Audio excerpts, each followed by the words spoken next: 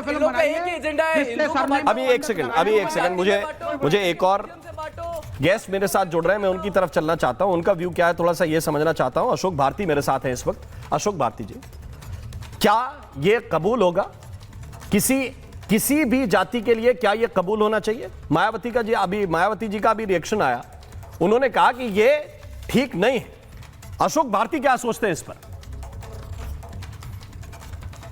देखिए, मैं इसमें दो तीन, मेरे को अगर वक्त देंगे, दो तीन पॉइंट मैं जरूर आपके सामने रखना चाहता हूं। हमें समझना है, पहली बात तो ये कि पंडित कोई जाति नहीं है, जाति है ब्राह्मण।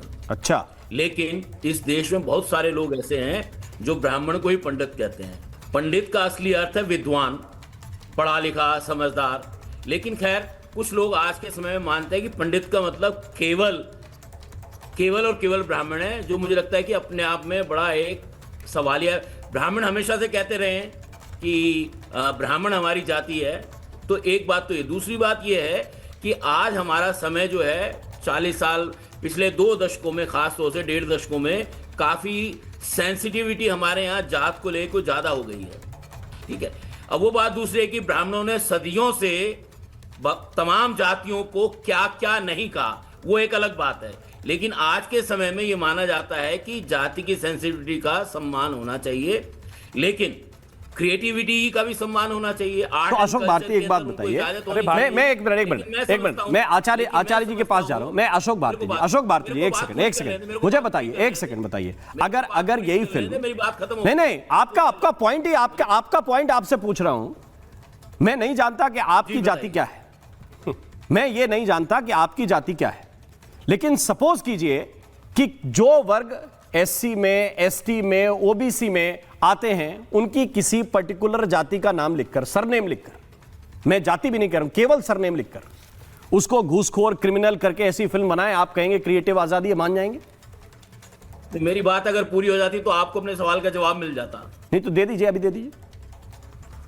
तो मैं वही कह रहा हूं, तो हमें समझना है कि जब ऐसे समाज में जहां सहनशीलता खत्म हो रही है, सांप्रदायिक सौहार्द खत्म हो रहा है, तो सहनशीलता केवल पंडित सहनशील रहे, बाकी कोई सहनशील ना रहे, क्या कह रहे हैं? चाहिए कि जातिगत नामों से, जिसको लोग अपनी जाति मानते हैं, उन नामों से बचना चाहिए। लेकिन हमें यह समझना है, इस फिल्म के बनाने वाले ब्राह्मण हैं, इस फिल्म का लीड एक्टर ब्राह्मण है, उनको परेशानी नहीं थी, तो ये हिंदू धर्म के कौन ठेकेदार हैं जिनको परेशानी? बताइए भाई विक्रमादित्य जी, क्यों ठेकेदारी कर रहे हैं आप? क्यों ठेकेदारी की बात नहीं है, मुझे बताइए। ये जो जितने भी व्यवसायी होते हैं ना, उनका कोई दीन ईमान होता नहीं है, और यहाँ इस एपिसोड ने साफ साफ दिखा दिया कि दीन ईमान कुछ है नहीं। जाति, वर्ण, मेरा सम्मान, हर व्यक्ति का सम्मान होना चाहिए, और भारतीय संस्कृति में उनका सम्मान रहा था। जो हाँ आज बात कर रहे हैं भारती जी कि ब्राह्मणों ने ये कर दिया, ब्राह्मणों ने, किसी भी विद्वान आदमी ने, ब्राह्मण विद्वान को बोलते हैं, अनादिकाल से व्यवस्था थी, जो ब्रह्म को जानता है, सत्य जानता है, सत्य सामने लाने की बात करता है, वो ब्राह्मण कहा जाता था। कभी नहीं, जन्मना जाए थे शूद्र, शास्त्र कहा जाता था। आपने शायद पढ़ा नहीं है, आप जो जिस क्लास में पढ़ के आए हैं हमें समझ में आ रही है। वास्तविकता ये है कि आप इस बात को समझे, हमारे यहाँ वर्ण जो कार्य हम करते हैं वो हमारा सम्मान होता था। आप जैसे लोगों ने आज उसको ऐसा बना दिया। अगर तुलसी बाबा को पढ़ेंगे तो वहां लिखा गया, मूड मुड़ाए, वो जहां पे लिखा गया है ना, बात वहां हर एक का तिरस्कार किया गया है। कोई कैसा भी व्यक्ति अपर जात का है, छोटी जात का है, जात व्यवस्था थी नहीं, जहां भी कोई गलती है उसको सामने लाने का कार्य विद्वान ने किया, तो उसमें आपको दिक्कत होने लगी। आज इस बात को साफ साफ समझना चाहिए। नहीं, मैं तो ये कहता हूं, मैंने एक मिनट वन सेकंड आज जो खेल जी, वो खेल है केवल पैसे का, और इस पैसे के अशोक भारती से पूछना चाहता हूं, एक चीज सीधे वन सेकंड, एक सेकंड, एक मिनट, महिला है, पुरुष है, शूद्र है, दलित है, पिछड़ी जातियां हैं, यहाँ कट लगाने में काम नहीं चलने वाला। भारती जी, इसमें सोचने की, भारती जी से एक बात कहना चाहता हूं। भारती जी, आपकी जो भी जाति है, मैंने पहले कहा था, श्री भारती जी, आपकी जो भी जाति है, आप अपने नाम से एक ज्ञापन दीजिए कि भाई ये पंडित हटाइए, मेरी वाली जाति जोड़ दीजिए, ठीक है? और उनको कहिए कि ये क्रिएटिव आजादी है। मेरी तो कोई जाति नहीं है, बताइए। नहीं, कोई तो होगी, अगर जाति है तो लगा लीजिए। कहीं तो लगाते होंगे, कहीं तो लगाते होंगे। दलितों में कोई अपनी जाति, ज्यादातर लोग अपनी, दलितों का कोई सरनेम नहीं होता। अच्छा, ये मुझे पहली बार पता चला। ब्राह्मणों से सीखा है लोगों ने, ये मुझे पहली बार पता चला। सरनेम केवल पांडे, द्विवेदी। अरे भैया, ये मुझे पहली बार पता चला है। दलितों में कोई सरनेम नहीं ये होता। मुझे पहली बार पता चला है। आप जिस तरफ ले जाना चाहते हैं इस डिबेट को, ये डिबेट उस तरफ नहीं जाएगी श्रीमान भारती। आप ले जाना चाहते हैं, मैं नहीं आप ले जाना चाहते हैं। मैं सिर्फ ये कहना चाह रहा हूं कि कोई ऐसी जाति नहीं है जो ये कहे कि मेरे नाम से फिल्म बना लो, मेरे को और कोई जाति ऐसी नहीं है जो कहे कि मेरे नाम से फिल्म बना लो। कोई जाति नहीं है। ये मुझे कोई दिक्कत नहीं है, मुझे कोई दिक्कत तो नहीं। आपको दिक्कत इसलिए नहीं होगी क्योंकि नहीं बना रहे वो आपके नाम से। कानून व्यवस्था है। नहीं, वो आपके नाम से नहीं बना रहे, इसलिए दिक्कत नहीं होगी।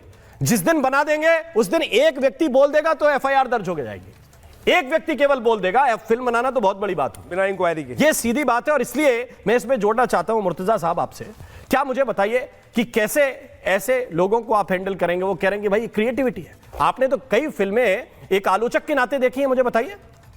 देखिए, सबसे बड़ी दिक्कत यह है कि नेटफ्लिक्स जो है इसको कंट्रोल कौन कर रहा है, हमें ये देखना चाहिए। अकाउंटेबिलिटी क्या है? बहुत आसान होता है विदेश से कोई कंपनी भारत आ जाए, हमारी सिविलाइजेशन, हमारी सभ्यता, हमारी वैल्यूज, उससे उनका कोई लेना देना नहीं है। ऑफिस उनका वहाँ है कैलिफोर्निया में, वहाँ से सब कंट्रोल कर रहे हैं। अकाउंटेबिलिटी तय करनी पड़ेगी। नेटफ्लिक्स का इतिहास ही, जैसे मैं बार बार कह रहा हूँ, जब से वो भारत में आया है तब से लगातार इस तरह का कंटेंट बनाता जा रहा है। ऐसा कैसे हो सकता है कि हर बार ही वो कुछ ऐसा करता है? कभी सिख धर्म का अपमान करता है, कभी सनातन का अपमान करता है, और लगातार इस तरह कंटेंट चन किए जा रहा है। और इसके साथ आप देखिए किस तरह के कंटेंट क्रिएटर्स जुड़े रहे हैं जी। उनका एक इतिहास है। तो हमें अकाउंटेबिलिटी लानी पड़ेगी। मुझे लगता है कि अकाउंटेबिलिटी कैसे आएगी कि जब इनको पेनलाइज किया जाए। मैं ये बोलना चाहती हूँ, पहले तो नेटफ्लिक्स कंटेंट नहीं लाता, नेटफ्लिक्स कंटेंट नहीं लाता। आपकी मूवी रिलीज नेटफ्लिक्स पे होती है तो नेटफ्लिक्स नहीं बनाता है, बनाते प्रोड्यूसर डायरेक्टर हैं, और उसके बाद अगर नेटफ्लिक्स को वो लेना होता है ले। और दूसरी बात में देखिए, मैं आपके बीच में नहीं बोली, मुझे बोली। जितना इन लोगों की भावनाएं आहत हो रही है, मुझे इनसे सिर्फ एक ही प्रश्न है कि क्या ये गारंटी लेते हैं कि पंडित समुदाय जितने हैं वो उनमें से कोई भी घूसखोर नहीं है? आज हम मॉडर्न जमाने में रहते हैं। सुनिए एक मिनट मेरे को बोलने दीजिए। मॉडर्न जमाने में रहते हैं तो कहीं ना कहीं हमारा जो टर्म है वो चेंज हो गया है। घूसखोर की जगह हम उसको कहते हैं वीआईपी कल्चर। पर्ची कटवा लीजिए, मॉडर्न जमाना है ना, तो आप टर्म चेंज कर लेंगे। मंदिर में आप जाइए, आप बोलेंगे पहले पर्ची कटवाइए तभी वीआईपी दर्शन होएगा। एक मिनट, एक लास्ट चीज, मुंबई में जब गणपति विराजे थे तब, एक मिनट, मुंबई में जब गणपति विराजे थे पिछले साल, तब एक वीआईपी की लाइन थी जिनकी दर्शन हो रहे थे, जिनको आप सेल्फी अलाउ कर रहे थे, आप फोटोज अलाउ कर रहे थे, लेकिन जो कॉमन बंदे थे उनको पंडित लोग। मेरे पास समय कम है, थोड़ा एक रिएक्शन में चाहता हूं, लास्ट कमेंट। टीना, देखिए, जो सेक्युलर के नाम पे राम हिंदुस्तान को सहिष्णु बनाया जा रहा है ना, ये बहुत गलत चीज है और इस पे आपत्ति है हर हिंदुस्तानी को, सिर्फ सनातनी को नहीं, हर हिंदुस्तानी को आपत्ति होनी चाहिए। ये जो जाति का जो घालमेल किया गया है ना, लेकिन इसके साथ में एक इंपॉर्टेंट बात ये कहना चाहूंगी, हिंदुस्तान में जहाँ पादरियों को, नन्स पे जो जितना भी हम चर्च का सुनते हैं और रियल स्टोरीज हैं जो हमने इंटरनेशनल ब्रॉडकास्टर से सुना है, उस पे स्पॉटलाइट एक फिल्म आई थी, वो इंटरनेशनल प्लेटफॉर्म पे आई थी। आपको अगर अच्छे से याद हो, 2015 की फिल्म है, स्पॉटलाइट फिल्म आई थी, उसको ऑस्कर मिला था। उसमें पादरियों का जो शोषण जो चर्चों में होता था वो दिखाया गया था। लेकिन क्या हिंदुस्तान में किसी हिंदू के अंदर हिम्मत है उसमें फिल्म बनाने की? ये बेसिक सवाल है। इंसान के अंदर हिम्मत है उसमें फिल्म ये बनाने कोई गट्स नहीं भाई, इनके अंदर ये कोई गट्स नहीं, कोई नहीं बोल पाएगा, कोई बात नहीं कर पाएगा। ये बहुत सीधे सीधे सवाल हैं और ये सवाल जाने चाहिए। मेरा ये मानना है कि नाम हटा लेना ये काम चलेगा नहीं। एक एफआईआर दर्ज हुई है, इसके आगे के एक्शन होने चाहिए, तब जाकर ये सिलसिला रुकेगा।